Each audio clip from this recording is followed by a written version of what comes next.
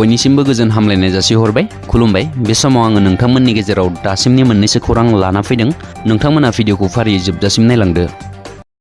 दुखुनांथाव बिस गोनां जिबौजों सौजानायनि उनाव फाहामथाय होनायाव गोबाव जानायनि जाहोनाव जिउ खोमाना लानांबाय सासे 15 बोसोर बैसोनि हिनजावसाया। बे जाथाया सनितपुर जिल्लानि रौमारियाव सोमजिदों।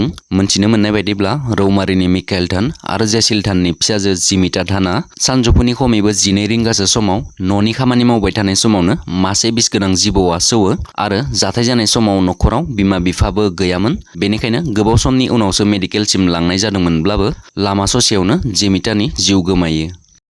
गुजरात विधानसभा बिसायख'थिया फैगौ 1 आरो 5 डिसेम्बराव खुंफुंजागोन। विधानसभा बिसायख'थिनि सिगां राजखान्थियारि दावराव-दावसि सोमजिदों गुजरातआव। बिसायख'थिनि सिगां आप पार्टीनि सासे बिजाथिया गावनि मुंलाइ थिसननायखौ बोखांना लाफिनदों। आप पार्टीनि बिजाथिनि मुङा कंचन जारिवाला। बे जाथायखौ लानानै आप पार्टीया दिल्लीयाव बिसायख'थि आय'गनि मावख'नि बायजोआव धरना होदों। बे धरना होनायाव मनीष सिसोदियाबो बाहागो लायो। मनीष सिसोदियाया बुंदों, गुन्डा आरो पुलिसनि गोहोखौ बाहायनानै कंचन जारिवालाखौ किडनेप खालामदों आरो बिसायख'थिनि मुंलाइ थिसननायखौ बोखांनानै लाहोफिननो बिजेपिआ नारसिनदों मानोना बिजेपिआ गुजरात बिसायख'थियाव जेननायखौ लानानै गिखांदों। बेबादि बुंनानै मनीष सिसोदियाया बिजेपिनि सायाव दाय जाबसिनदों। गुबुन फारसेथिं बिजेपिनि सायाव दाय जाबसिननायनि दसे उनावनो मनीष सिसोदियाया बुंफिनदों कंचन जारिवालाखौ मोनफिनबाय होननानै। बरपेटा जिल्लानि BH कलेजनि जानानै थांनाय बिसायख'थियाव गाहाय नेहाथारि मासियाव लुइस दैमारि आरो आफादगिरि मासियाव तिलक गयारिमोनहा देरहासार जानो हाबाय। BH कलेजनि बर' फरायसा थुनलाइयारि आफाद, हिन्जावसा आरो हौवासा हस्टेलनि जुथायै नाजानायाव BSc फार्स्ट सेमिस्टारनि फरायसा लुइस दैमारिया गाहाय नेहाथारि मासियाव देरहासार जानो हायो आरो आफादगिरि मासियाव BSc 5 सेमिस्टारनि फरायसा तिलक गयारिया देरहासार जानो हायो। लेङाइ आफादगिरि मासियाव PG फार्स्ट सेमिस्टारनि फरायसा दिपज्योति राय आरो लेङाइ नेहाथारि मासियाव BSc 3 सेमिस्टारनि फरायसा समनाथ सिंह मोसाहारिमोनहा देरहासार जानो हायो। मोनसे दुखुनांथाव जाथाय। लामा बारनो नागिरनायावनो गोख्रैथि फैनाय ट्राकनि सौनायाव सासे हिनजावसानि जिउ खहा जादों। ट्राकनि सौनायाव गोब्राबै जोखोम जायो बिमायाबो।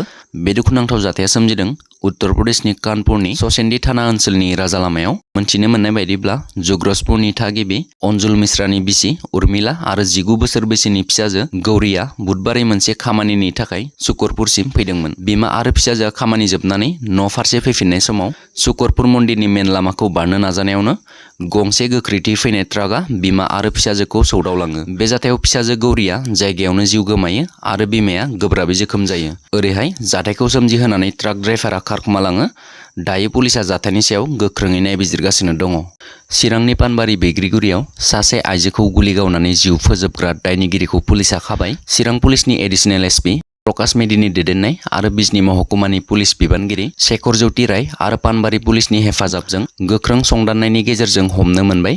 65 बोसोर बैसोनि अन्तर बर' मुंनि सासे बैसोगोरा आइजोखौ जिउ फोजोबग्रा दायनिगिरिखौ गामिसेनिनो 28 बोसोर बैसोनि गजेन दैमारि होनना मिथिहोदों पुलिसआ। दायनि सन्देहजों आइजोखौ जिउ फोजोबदों होनना मिथिहोदों पुलिसआ। आइजोखौ गुलि गावनानै जिउ फोजोबग्रा सुबुंनि आखाइनिफ्राय आखाइजों बानायनाय हाथियारनि अनगायैबो माखासे अजद गोनां मुवाफोर बोखांनो हादों होनना पुलिसआ फोरमायदों।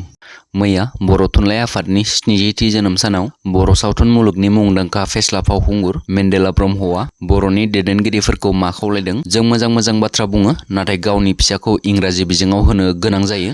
बिनि सायाव रायजोनि जानानै रायनो ना दैदेनगिरिफोरनि जानानै रायनो। बिनि थाखायनो बे बाथ्रानिफ्राय आं गोजानाव थागोन।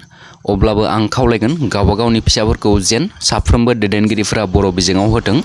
बेखौ आं खावलायो होनना मेन्देला ब्रह्मआ खौरांगिरिफोरनि सिगाङाव फोरमायदों।